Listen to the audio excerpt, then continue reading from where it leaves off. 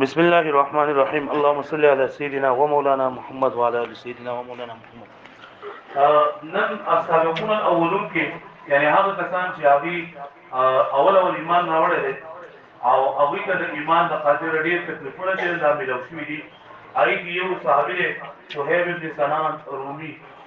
رضی الله تعالی عنہ. صہیب خپل نوم دی، سنان د پلان نوم دی، مشهور دی په صہیب رومي باندې. د په اصل کې د ایرانو دا صہیب رومی نه د اصل کې د ایران باشندو او ایران ته وی په هغه وخت کې فارس ویل، فارس په ورته او د ایران چې کوم بادشاہ ادب کسرا وی کسرا او د روم چې کوم بادشاہ ادب قیصر وی. لکه دا قیصر او کسرا چې کنده د چانومونه نه دي بلکې دا د عہدی نمونه دي. لکه څنګه زموږ د پاکستان مشر موږ ته وزیر اعظم او صدر وایو، دغه شانتي د روم چې کوم مشري ادا قیصر وای او د ایران چې کوم مشري هغه ته کسرا وای. نو د روم او فارس دا په هغه زمانه کې غړ غړ حکومتونو او د دوی په دیو بل سره دلن دا په جنگونه وو. نو د فارس نه جری کنه دا رومي لخر راغی او هغه دا کسرین دی په کوونو دا صہیب رضی الله عنه د باغ لخر کې پاجن کې راو سره شریکو ناغه ونی او د ځان سره بوتلو روم ته د ځان سره بوتلو او د چې کله پیغمبر سلام خپل بیا راغله د چون کې د روم نه راغلو نو ته د صہیب رومي چې نندا ویل کېږي. نو صہیب رومي د په هغه جنگ کې ونیول شو، اصل کې خدای د ایران باشندو خو چې کله د په دې جنگ کې ونیول شو د غلام جوړ کړ شو او د بیا چا مکی مکرمه ته راوسو په مکه مکرمه کې خرج کو. نو د چې کله ایمان راوړو نو په هغه وخت کې د غلام صہیب رضی الله تعالی عنہ صہیب رومي دا صہیب رومي رضی الله عنه سره یو بل صحابي چې لنده ایمان راوړ دی عمار بن یاسر رضی الله تعالی عنہ. دوی باندې یو د ایمان ته دار راوړل. د دوی د ایمان راوړلو واقعا دا چې دا عمار بن یاسر رضی الله عنه یې فرمایي چې زه د زید د ارقم نه داري ارقم تاسو مکه سبق ویل شو چې داري ارقم دا هغه ځو چې کله صحابه کرام لګ ایمان راوړو نو ارقم رضی الله تعالی عنہ د یو صحابي دا کورو د کوهي صفا په خوا کې د کورو نو دا مسلمانان به الله کې راځم کېدل ال د بیمونس کو نو دوی چې زه د عمار دن فرمای چې زه دې کورنا اخو دې خو دې ګرځیدم نو ما سره دا صہیب میلاو شو اما دې چې تاسو کېره لګي بیمار دې چې ته ماته لول وای چې تاسو چل کې بیمار د خپل خبره ظاهر کړله چې زه خو د اسلام قبلو ما پړې خدای پاک دا چوری دا چې د پیغمبر صلی الله علیه وسلم دا خبرې چندا وورم چې دا څه خبرې کوي. نو دا صہیب رومي رضی الله او عمار ابن یاسر رضی الله دوی په پچاو باندې د پیغمبر صلی الله علیه وسلم خاله چندا لړ او دوی باندې پیغمبر صلی الله اسلام پېښ کو او دوی په دغه وخت باندې اسلام راوړو. د صہیب الله کو کور کې نور څوک نو او د دبل ځای نه راغلو نو ته خو جلاړو په مخ باندې او دا عمر ځان چې لنده کور ته لاړو نو د خپل پلار یاسر رضی الله تعالی عنہ او د مور سمیہ سره خبر ورکړه هغه د پاسه د مسلمانانو خپل خدا صہیب رومي رضی الله تعالی عنہ عمار یاسر دا کمزوري صحابه کرامو کمزوري مطلب لکه د مال په لحاظ سره کمزوري د بل ځای نه راغلیو. اوس په قریشو کې چې بچای اسلام قبول کو نو قریش دا کافران چې دي کنه دا کم چې دا ابو جهل لري ابو لهب هغه به دوی ته دونه نقصان نشو رسول ځکه چې هغه خو د قام قبيله خلکو او دا سره بدای کې یو شان دیو په مرتبه کې یو شان دیو خو چې کله به کمزوري خلکو اسلام قبول کو نو دوی به کمزوري نه خپل زور وستو. نو دې صہیب رضی الله عنه عمار ابن یاسر او یاسر ته عمار ته دوی ته ډېر زیات تکلیفونه ورکول. ان شاء الله آینده سبق کې بیا دوی او واقع راشي او په اسلام کې دې د امر نه سمیہ دا ډېر به دردې سره د ایمان په اسلام کې ټول نه لاولې شهیدا هغه سمیہ رضی الله عنها چې دا ابو جهل چې نن د دې پر شرمګاه کې نیزنه نواسری او هغه داګه دوی نه شهید کړي و او دو سره به دونه تکلیفونه به دي ته رسول عمار او یاسر ته چې دې یو کند چې دا به وکړه او د دې وګو پورې به ډوب کړل بری کې پاکند کې به ډوب کړل او بیا به په کوړو باندې د مخونه او د دوی د سرونه دا به د عمار او د اسلام حجرین دا به وهل چې کله باغو دا وینو نه رنگ بنګ شول بیا به د داخله چې دا به قلار شول. پیغمبر صلی الله علیه وسلم چې وکړه په دغه طرف باندې ریدو نو دې د به اسبروا آل یاسر اے د یاسر اولادا اے د یاسر خاندانا تاسو صبر کوئ او تاسو به خدای پاک دې په بدله کې د آخرت جنتونه او د آخرت زکه په دغه ټیم کې الله پاک پیغمبر علیه الصلوۃ والسلام ته ویلو چې تاسو به صبر کوئ چا سره به خبر جندا بناړو او په دې تکلیفونو باندې باغی صبر کوم. نور انشاءالله آینده سبق کې چې کله اسلام کلم کله اظهار شو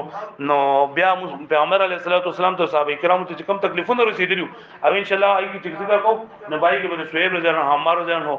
او د دې د والد صاحب یاسر رضی الله عنه خباب بن الارت رضی الله عنه حضرت بلال حبشی رضی الله عنه د دوی چې د واقعات د برازیل بل پیغمبر علیه الصلاۃ والسلام تر حضرت حمزه رضی الله تعالی عنہ چې د اسلام راوړل سره پیغمبر علیه الصلاۃ والسلام ته یو ډیر زیات تسلی ملو شو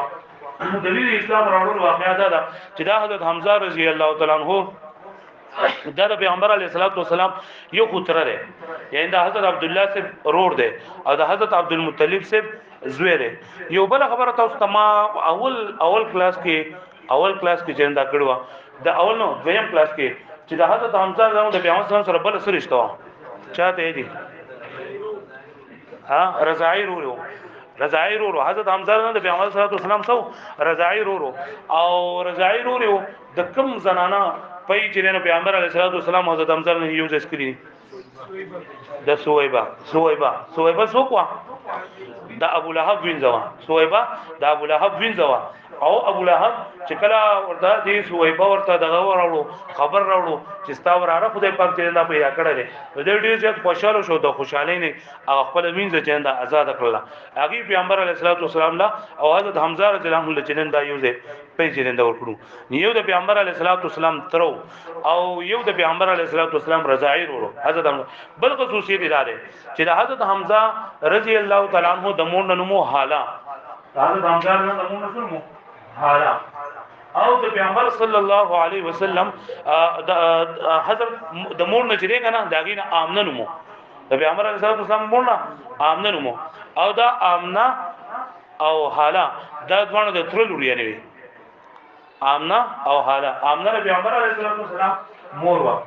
او حالا چې نه دا حضرت حمزه رضی الله عنه مور وا حضرت حمزه ګوره دا حضرت عبد المطلب سے چریګا دا یو واده نو دا ډیر ودونو یو دا حمزه چې کوم مور نه پیدا شو دا غینمو حالا او پیغمبر علیه الصلاۃ والسلام مور نه امنه نمو او حالا او امنه دوانه د تر لوري نه وي دوانه د تر لوري پوه دا امنه ردا د پلان نمو امنه بنت وهب او دا حالا د پلان نمو حالا بنت وهب او وهب پوه دی باندې امنه بنت وهب او امنه بنت وهب او وهب دا ډول وروریانو نو په دې اعتبار سره د پیغمبر صلی الله علیه وسلم د ترور زوی هم شو شو پوه بل دغه زوی دا دی چې د پیغمبر علیه الصلاۃ والسلام سره ګوري خدري رشتې شوې یوه تر شو یوه رضاعی ور ده ایوه د ترور زوی په کوم نسبت سره ده نو په دې نسبت سره بل د پیغمبر علیه الصلاۃ والسلام هم عمر په کوم وخت چې پیغمبر علیه الصلاۃ والسلام پیس کړ نو هغه وخت دی هم چرنده پیس کړ دا د حمزه رضی الله عنه چې کنه د شکار سره وړیر زیات مینه ده دوا هم دا وجه دا چې کله په صحابه کرامو ته تکلیفونه به نور قریش خلکو رسول نه حضرت حمزه نوم پکې نه راغله چې د پیغمبر علیه الصلاۃ والسلام دا یا صحابه کرامو ته چې کله هغه دې د ایمان نه راوړل نو دوی ته تکلیفونه نه ورسولي ځکه چې دا د سیسو کار بینو په پته ورته لګیدل و چې زموږ دا وراره چې د اسلام خبرې کوي ولکه دونه پروا نه ساته د خپل کار مارو دا به کوو بچا کې کار نو دې یو بیره کار لتلو او ابو جهل چې دنه د پیغمبر علیه الصلاۃ والسلام سره پیغمبر صلی الله علیه وسلم په لار باندې روانو ودریدو او ابو جهل چې کنه دا پیغمبر علیه الصلاۃ والسلام چې ولیدو ډیر سخت کنځري ورته وکړل ډیر بجره دی ورته پیغمبر علیه الصلاۃ والسلام ته وي او پیغمبر علیه الصلاۃ والسلام هغه ته سوالړ ایس ورته نه وي په دغه ځای کې یو کس دی دا عبد الله ابن جدعان دغه کور چې د لري صفا ډیره کې خواته نو دلی عبد الله ابن جدعان یو ویځوا او هغه هم دا خبرې لیدله چې دا پیغمبر علیه الصلاۃ والسلام ورته غلې ولاړ او دا ابو جهل جنندا یو کنزل کې او بل کنزل کې پیغمبر علیه الصلاۃ والسلام ورته سوي نو جدي ډیر زیات قار ورغه خو دې خو سن شو کوله ځکه دا یو ویځوا او بل دا زنانو څه ورته وي نو ته پیغمبر علیه الصلاۃ والسلام ته لاړو او ابو جهل جنندا هم لاړو په دې کې دا ګوري چې دا حضرت حمزه رضی الله عنه چې دا تشریف راوړو د کار نه جدي زنانه ورته وی دی عبد الله ابن جدعان دا وینځ چې کوم دی ورته وی چې ته په کارونو باندې ګرځې او ستا دغه چې دی وراره هغه د ابو جهل دومره کنځل وکړو دومره بده ردی ورته وی چې ما په دې خپل باندې راځي او کومه خبرې چې نه ټول ورته وکړلې ابو عماره د کنیتونو د حضرت حمزه دې په دې باندې دا او کته په دغه وخت موجود وي کنه نو طالب ډیر زیات غیرت په درغلې او ته په کارونو باندې ګرځې چې یو قسم نه غیرت ولا وکړو چې لکه ته په کارونو باندې ګرځې او تاسو ورته اخلاق دا سلوک کوي او دا خبرې کوي حضرت حمزه رضی الله عنه ډیر زیات قهر شو او د ډیر زیات غوسه راغله او د په منډه باندې لاړو دغه حرم ته دغه دا کنه چې کله باندې د کار نه راغله لاول حرم ته بدلو د حرم ته لاړو او ابو جهل چې دا په هغه ځای کې ناسو کوم وینځ چې دغه چې وسره وکنه د سره کم د دې سره چې کم دغه هغه تیرو او تیر کمانو هغه ډایرک د ابو جهل د سر راوچو راګي خو د ابو جهل ډیر سم وو نو ابو جهل چې کنه د خو د بنو خزاعه سره او ابو طالب صاحب د بنو هاشم سره نو دو هغه خلک به بل بسره پاسه د ابو جهل هغه ملګری دا خلک قبيله والا چې دا سره ته ولي وਹੀ ناغور دوی چې د زما وراره ته کنزل کړی دي او د زما مړکوم د پریدم نو چې لکه د زما وراره دا خو یتیم دی اګه هر څه خبرې کوي ته ورته کنزل کوي ته ورته دا وي هغه به او د زما مړکوم پریدم نو او خلکو چې نن دې بیا قرار کو ابو جهل وی چې دا د پریری ذکر دغه د وراره د ما ډیر زیاتې بده ردی وی ما دغه خبرې کړه ته اوسه حاصل چې دا ما سره څه کوي وبکی په دغه ټیم کې دی ابو جهل د حمزه ته وی حمزه ته ګورم صحابي شوی کو لکه صحابي مطلب بيدینا صحابي نو صحابي دې دی صحابي وی لیکي بيدینا تا یعنی دوه خیال دا کنه چې زموږ د پلان نکړه دین چې دا حق دی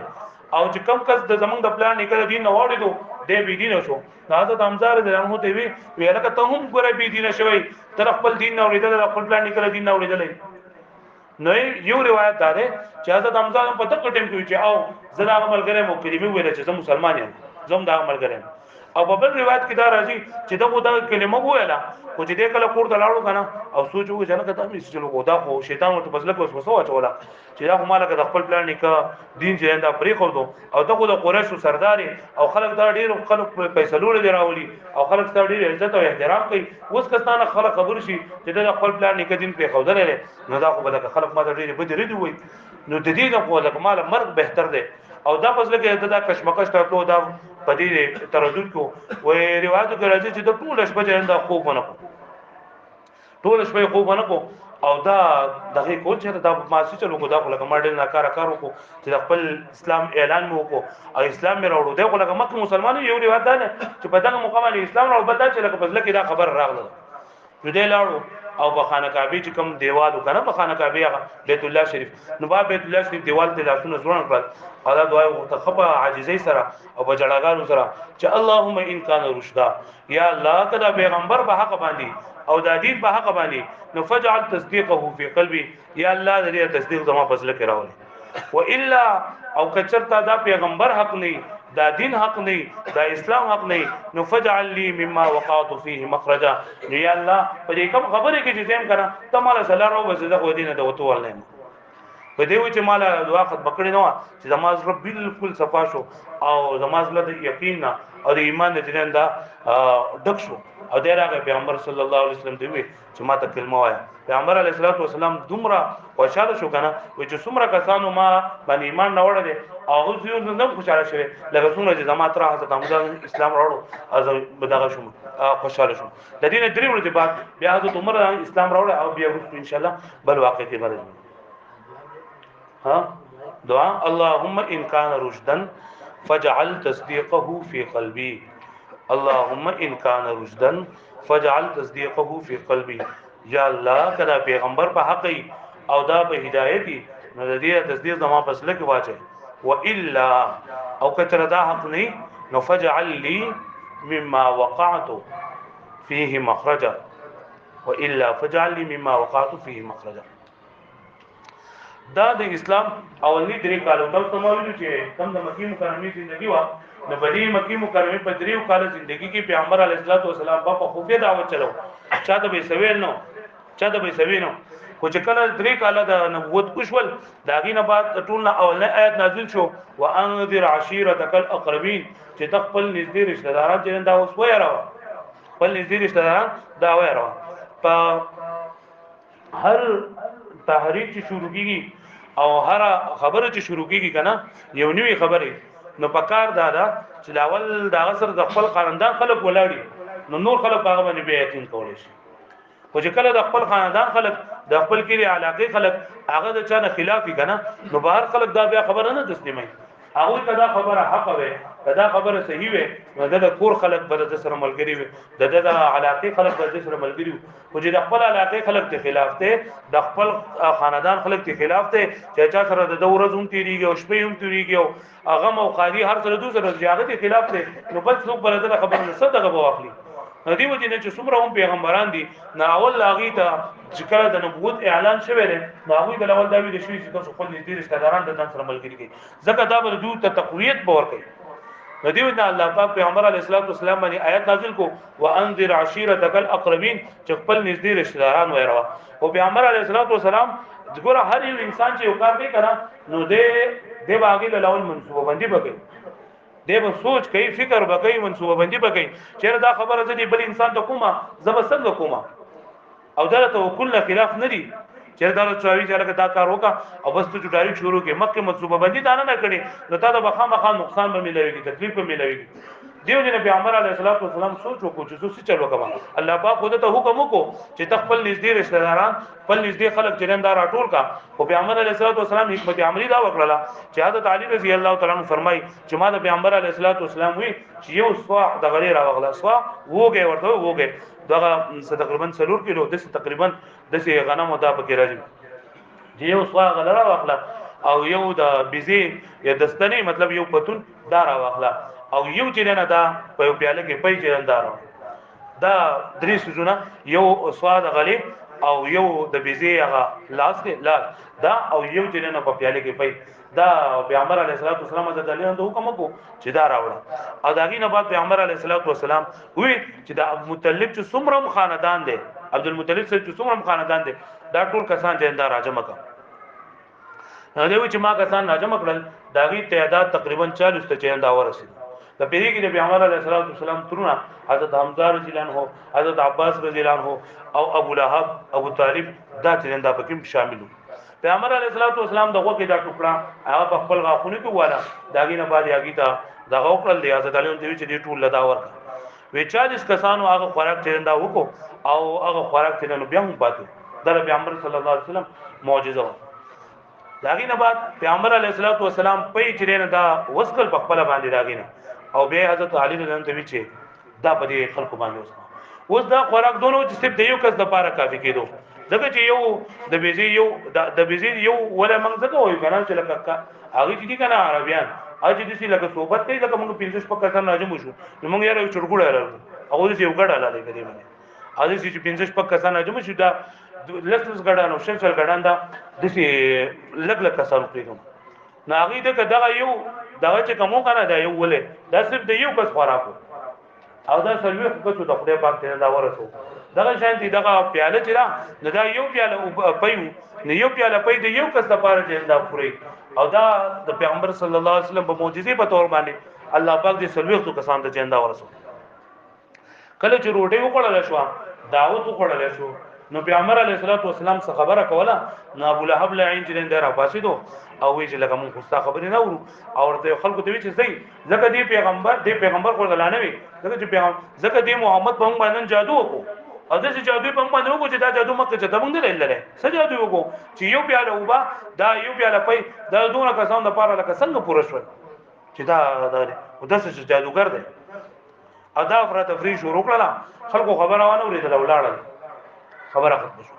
په دویمه پیره باندې بیا پیغمبر علیه الصلاۃ والسلام حضرت علی رضی الله عنه چې د خوراک تیار کا او بیا د خلک جندا راځم کله چې د خوراک نه فارغ شول نو پیغمبر علیه الصلاۃ والسلام ورته فرمایل چې زه تاسو مخې ته یو خبر اقدم او خبره دې ست کنه چې هغه لکه څومره چې خلکو خپل قومونو ته خبرې کړې دي نه دا ټول نه بهتره خبره زماده ده او دا خبره ده چې تاسو په الله پاک باندې ایمان نه وړئ چې کله تاسو دا راوړئ کنه نو الله پاک به ټول د عربو د خلک ته دا بستو پرې کوله براوري او تاسو باندې بشران به سرداری وکول. نو ابو لهب اگر چې د پیغمبر علیه الصلاۃ والسلام ترو او د پیغمبر علیه الصلاۃ والسلام دونه خوکو کنه چې د خپل نوم عبد العزى او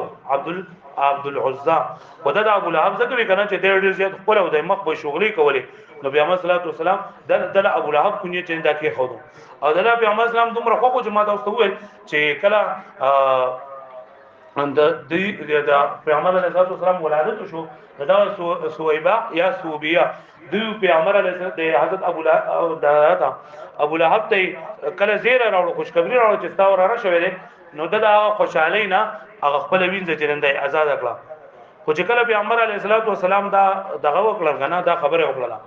نو د ټول نه لاول مخالفت دا وکړو او پیغمبر صلی الله علیه وسلم د چې تکلیفونه رسول دی کنه پایګه دا ابو لهب په یو نمبر باندې لکه څنګه چې په صداقت کې حضرت ابوبکر صدیق رضی الله عنه په یو نمبر باندې په اول نمبر باندې د قشان دی په تکلیفونو رسول کې ابو لهب چې دا په اول نمبر باندې اول د ټول نه مکه دا کار وکړو چې د دو زامنو دیونه عتبه نو یو نه عتبه او عتبه دا ابو لهب زامنو. نو د دې په نکاح کې د پیغمبر علیه الصلاه والسلام لوریان دي د جاهلیت په زمانه کې عتبه او عتبه د پیغمبر علیه الصلاه والسلام یو رقیه او یو ام کلثوم رضی الله تعالی عنها. رقیه او ام کلثوم دا د دې خبره چې ابو لهب کړی و د پیغمبر علیه الصلاه والسلام سره چې دا به خپل لوریان لچره د خپل زامن له بدل لوریان استاسو غواړي. خو چې کله پیغمبر علیه الصلاه والسلام د نبوت د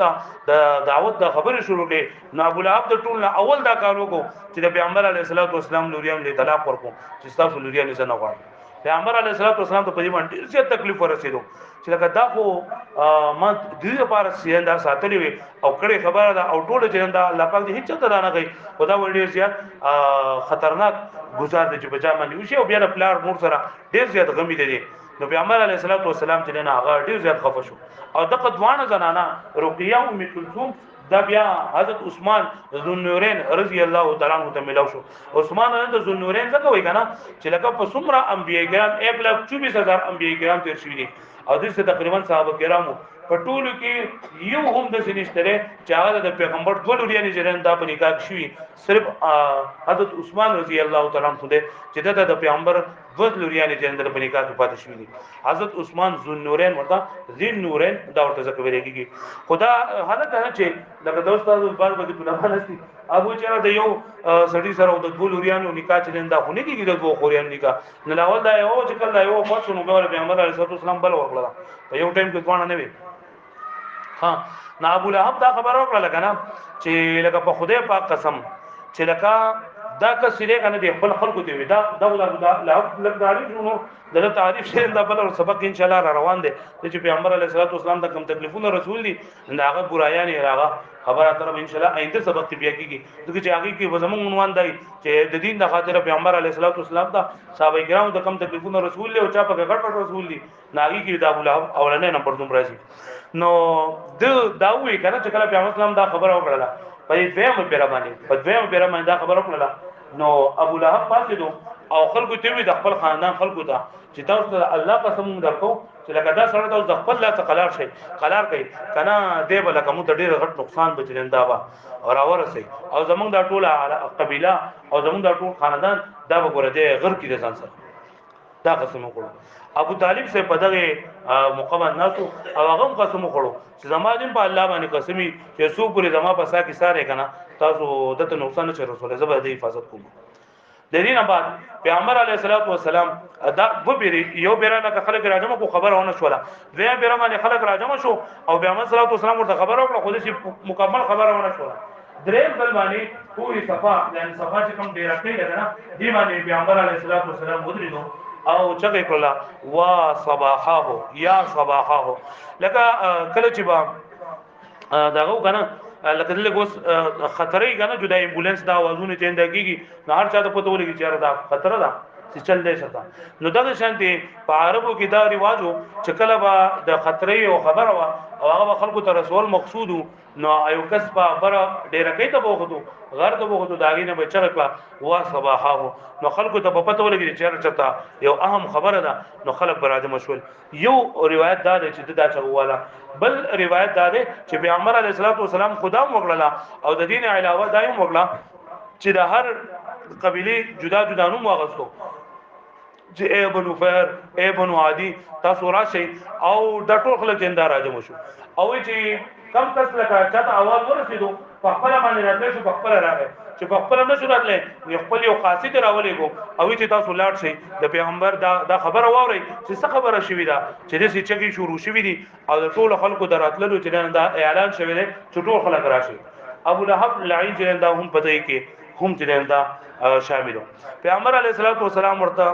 خبر وکړه صفه په ډیره کې باندې پیغمبر سلام ولاړ او دا خلک نور چې نو سمره چې دا قریش خلک دي دا مکه خبره صرف د پیغمبر صلی الله علیه وسلم د خاندان وا دا مکه چې په پیری کلم خلک راځي شو وې دی پیری له پیغمبر صلی الله علیه وسلم خو شاله چې سمره خلک وکنه د قریش او قریش چې سمره قبایل هغه پیغمبر علیه الصلاۃ والسلام راټول کړل او پیغمبر علیه الصلاۃ والسلام ورته وې کتا سوتا زه خبره وکم چې د دې صفاډه رکین ورستو یو دشمن په تاسو باندې حمله کوي نو آیا تاسو به زما خبره دې باندې به یقین وکړئ کومونه کوي پیغمبر اسلام دا خبره ده وکړه لګنه چې په عربو کې د ټول لږه چې باغوي ریدل د جنگونو نه بیرېدل او څومره چې ومړي کېدل دا ټول په جنگونو کې بګیدل نو پیغمبر اسلام دا وی په لږه باندې دا وی سره خبره کوله وکړه تاسو څه وې ما چې دې دغه نشاته ډېر کین نشاته دشمن په تاسو باندې حمله کوي نو تاسو به زما دا خبره منئ کنه به منئ او ټول چې موږ مسا خبره خامخا منو ځکه موږ خو تا باندې سیم د رښتیاو تجربه کړی او چرته موږ دا نه دي لیدلي چې تاسو موږ ته چته درو ویل دي خامخا به تاسو باندې یقین وکاو او تاسو خبره منو نو پیغمبر علیه الصلاۃ والسلام ورته وی چې اے خلکو تاسو خبردار شئ زړه الله پاک د طرف نه رسول ما او تاسو د الله پاک د طرف نه را لېګل شوی ما او تاسو دا وایئ چې قولوا لا اله الا الله تفلحوا تاسو لا اله الا الله وایئ تاسو به کامیاب شئ بعضی کسان دا چې وایي کنه نو یقولوا لا اله الا الله تفلحون تفلحون په اخره کې بګنون وایي نو په اخره کې بګنون نشته تاسو ته په پته لګیدلی شرط او جزاء چې راشي نو بیا پایکری کې نون عربي دا ورزيږي د کمزې کې چې نون عربي راغلي نقول لا اله الا الله تفلحوا چې تاسو کلمه وای لا اله الا الله وای دا لا باندې ما سیوا د بل څوک تاسو د عبادت لایق چرند دانش ترې تاسو به کامیاب شئ د ټول نه اول ابو لهب چرند پاسېدو او دوی تبل لك الهذا جماعتنا یلک تبا برباد شي تر دې لپاره موږ راځم کړو او خلکو ته افراط تفریح جوړ کړ خلکو ته وی وي پیغمبر اسلام کو جواب ورنکو او الله پاک صورت نازل کو تبت یدا ابي لهب وتب چې تباد شي لاسونه د ابو لهب او تبا برباد شول دغه چې د پیغمبر علیه الصلاۃ والسلام د خیر لپاره راغلي او دور ته جنانه دا خیری وکړي نو پیغمبر صلی الله علیه وسلم خیری ونه کړي او پیغمبر علیه الصلاۃ والسلام په جواب باندې الله په خیری وکړي چې الله په خیری وکړي د قیامت ورځې پورې چې قرآن مجید وای او ماشومی کنه ماشوم خو چې سب دا خبرې ذکر د قرآن مجید سره مې نو موږ ورته اول د اخرنی سورتونه یادو چې د ابو لهب باندې دغه چې خیری د اول نه د شروع کړي تبت یدا ابي لهب لکه کچاله نور څور دی او کنه د دالت صورتونه غوار چلو دي په پدې کې دغه ابو لهب باندې دا خیری جن دا دی چې الله پاک دې ابو لهب دا ځوان له سونه چې دا تباہ برباد کړ دوی د پیغمبر علیه الصلاۃ والسلام چې کم دغه کنه کوم خبره وا نو دین پیغمبر اسلام دا واضح کړل کنه چې ورسې زمان سره کم تعلقات او زمان سره کم تعلقات دا صرف او صرف چې دا په دین باندې موقوف د دین علاوه د دین خبره بګینې نه د ما توسه نه د توسه ما دا پیغمبر علیه الصلاه والسلام د تبلیغ نه دا خبره په اوله کې چې دا واضح شوله د دې سره پیغمبر علیه الصلاه والسلام ته چې کو انځ عاشره د غلط نبی دا چې کله مکه مکرمه خلق اوریدل نو بس یو افراط تفریق غونډه جوړه شوله بل الله پاک حکم چې نن نازل کو فصدع بما تؤمر واعرض عن المشركين چې تا څه خبري حکم کیږي هغه کوا او د دې مشرکان اعراض وکا د دې بوتان اعراض وکا نو اوس پیغمبر علیه الصلاۃ والسلام هغه د بوتانو د بت پرستۍ خلاف چې دا خبره اترې جندا شروع کړې د بت پرستۍ خلاف خبره شروع کړې نو دې پوری داخله ځکه کنده خو په خلا نه ذکر ده خپل زبردست وا موږ ته سموه چې چا په پیغمبر صلی الله علیه وسلم ته تکلیفونه رسول خو چې کله پیغمبر صلی الله علیه وسلم دا غیره بت پرستۍ خلاف خبره شروع کړلې او چې کوم غلط کارونه کول دا غیره منع کول شروع کړل نو هغه چې دا په خلاف کې را پاسېدل او دوی قریش چې ایمان نو راوړی کنه د دې وجه سوا د دې وجه دا وا چې دې قریش وبا خلکو خو به دوی د الله پاک د کور د وجینا د دوی به ډیر زیات خدمت به کو او دوی ته به ډیر زیات پروتوکول ورکو چې دا د الله د دین خدمتګاران دي او د الله د کور منجوران دي نو دوی ته به ډیر زیات خیال وي د دوی ساتو نو دوی ته دا پته وا چې کله مونږه رسالت تصدیق کو موږ تسلیم کو د پیغمبر علیه الصلاه والسلام د نبوت موږ تسلیم کو ټول نه اولنی به دا کارو شي چې زمونږ بیا په خپل مال کې به سکاري نه وي په خپل جان کې کم کاری او دا کم خلک چې زمونږ کم عزتونه کوي نو او کم کا زمونږ ته کټګي پاسي دا خو د دې لپاره کې چې مونږ د بیت الله منجوران یو اوس به مونږ د بیت الله منجوران یو خو چې کله ته په الله باندې ایمان لرو نو بیا خو سب بالا دستی او حق دې د اوسب د الله پاک دی دا خلک به زمونږ دشمنان بشي دا خلک بیا زمونږ هغه دغه نه کې لول چې زمونږ خدمتونه به کول لول چې موږ ته څنګه غوغو کوو بیا موږ ته نشي کولای نو زمونږ هغه چودرار ختميږي زمونږ خبره اترې ختميږي د دې وجه نه هغه د پیغمبر خلاف چې ډیر چې شروع کړ هغه چرته دې خبره ته تیار نو چې موږ د پیغمبر خبره ومنو ځکه د الله او د الله د رسول په مقابله کې هغه خپل مرزه باندې بیا عمل کوي او خپل مرزه باندې عمل شته نو دی وینا دوی چې نه هغه دغه وکړو د پیغمبر علیه الصلاه والسلام خلاف شروع کړ دیو جنا الله پاک قرآن مجید کې دی بارے فرمایي کنه چې بل یرید الانسان ليفجر امامه چې انسان دا وړي چې مکه رضانه هم لکه آینده زمانه کې ته سخیال نشته چې زدا دغه وینم چې منګه نیکی اختیار کړو نو دوی باندې دا خبره ډیره زیاته پته ولګیدله د پیغمبر صلی الله علیه وسلم د چاله کته اوس لاول ځان لکه دنیا کې په کوم ځای کې مونږ ګورو کنه نو په مانځ باندې پابندی نشته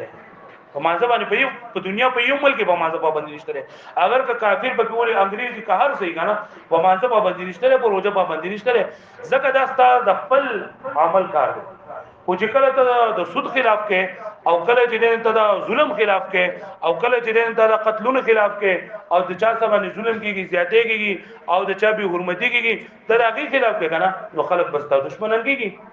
ځکه چې هغه دا خبره دی کافر او د يهود او نصارا چې څومره دي کنه هغه دا خبره ده کړي چې کله مسلمان په خپل دین باندې عمل کوي او د په خپل باندې لګي نه مطلب زمونږ د مانځنه کوچا ته فائدې نشته لري چاته څه پته لګي چې زه د شپې سوره کاته نه فل کوم سوره کاته نه فل کوم یا که زما په تندې کې چې دا محراب راغی چاته خو پته نه لګي کنه چې څه کوي زمانه چې بهر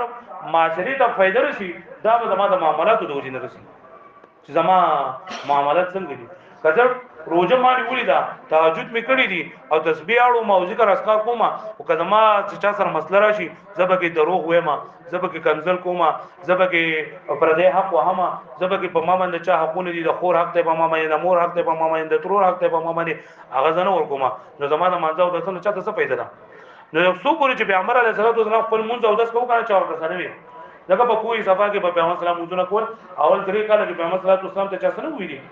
او چې کله پیغمبر علیه السلام د بوتانو خلاف خبره شروع کړله د ظلم خلاف خبره شروع کړله او د دې خلاف خبره شروع کړه چې هغه په دې کم کمزوري خلک بوداغونه باندې کارونه راځي او ډېر خلک بیګارونه به کول پیغمبر صلی الله علیه وسلم نه دا خطول یو شان د خلک ته نو چې کله هغه ته پته ولګي چې بده ما زمونږه چودرار ختميږي ا زمونږه مشري چې دا په ختميږي نو هغه پیغمبر صلی الله علیه وسلم سره خبره اترې شروع کړي خو هغه د غټ رکاوټ داو کنه چې دا خبره د دې کس د خلینو راوځي چې هغه چا د قسم را پاس ودنه لګیږم نو چې د دې کس سره راغی مسله را لګنه چې هغه چې په ژوندۍ کې دروغ نه دی ویلي پیغمبر صلی الله علیه وسلم ځکه چې هغه د نبوت مکه په صادق او امین باندې مشهور صادق چې د چرته دروغ جنندانه دی ویلي خپل امانتونه با د چا په خپل کور کې په خپل کور والا باندې اعتماد نه خپل امانتونه به راغسل پیغمبر علیه الصلاه والسلام سره جننده به کې خودل او ډیر زیات پیغمبر علیه الصلاه والسلام په خو خبرو باندې الدغه مشهور نو قریش حیران او چیرې موږ چلو د دې وجه نه هغه مختلف منسوبه دي شروع کړي او مختلف حربي استعمال کړي د ټول نه اول د پیغمبر صلی الله علیه وسلم تر حضرت ابو طالب سے هغه بچراله دوه ابو طالب سے پسې درې پیری راغلي اول پیره باندې چې دوراله نو دغه ته وی ابو طالب سے ته او د ځان لپاره دلیل سره وکړو دلیل دا وکړو کنه چې پیغمبر علیه الصلاه والسلام بر دو بوتانو ته بدرت به وي او دا به وی چیرې دا بوتان هیڅ نشي کولای او هر څه چې دا خو الله پاک مکه سبقونو کې تاسو دا خبره شو چې د نفع نقصان مالک صرف الله پاک دی کبدي کافرانو باندې وا ورکوټه کوم راغې جدو په دغه دنیا دی بوتان دی او کګړ کوم به راغې به الله پاک دی ندو دا خبره چې دا ځان له لپاره دلیل جوړ کو چې دا پیغمبر زموږ د بوتانو نفي کوي او زموږ د بوتانو چې نه دي ته کنزل کوي او زموږ د بوتان کنزل دي ته وي بدره دي ته وي چې دا بوتان څنګه کوي دا خدای لپاره کنزل وکړه نو پیغمبر سلام چرته کنسل نه لګړي او دوی کنسل دی خبره دی چې پیغمبر سلام به دا خبره کوله چې بوتان څه نشي کوله او هر څه چې انده الله پاک انده خبره د سی په هغه لګیدل لکه کنسل چې پیږي نو هغه ځکه دا مشهور کړه چې دې زمنګ دی خدایانو ته بد نه دی وای او دې ایت کنسل کوي چې دې څه نشي کوله او دې باندې کدا خبره ناروا وي نو زمنګ پلار به څنګه کوله او زمنګ نیکونو به څنګه کوله نو زمنګ پلان لیکه دین دی او دې وسره هغه د موږ د پلار دین دی لیکه د دین نه ځان دا اړي او د دې د وجنه د خلکو کې نقصانونه پیدا شوي دي پلار د ځینې جدا کیږي زوی د پلان نه جدا کیږي روړ د خور نه جدا کیږي او دا یو معاملې روغه ده دا خبره دوی ځان لپاره دلیل جوړ کو او را ابو طالب سے پسې او ابو طالب سے ته وی چې لکه ستاده اوراره زمونږ د بوتانو بدره دی وای او زمونږ ته جننده کمقلان وای او زمونږ پلاران نیکون ته جننده گمراه وای نو یا خو ته د شي وکا چې دې په خپل باندې منکا په خپل منکا چې دې خپل خبرو ته نقلار شي او کته نه منکه کنه نو ته دې وکړه چې دې ته د مینس د اوزه موږ برته سره خپل کار چې دا وکاو او موږ پوښو دې پوښو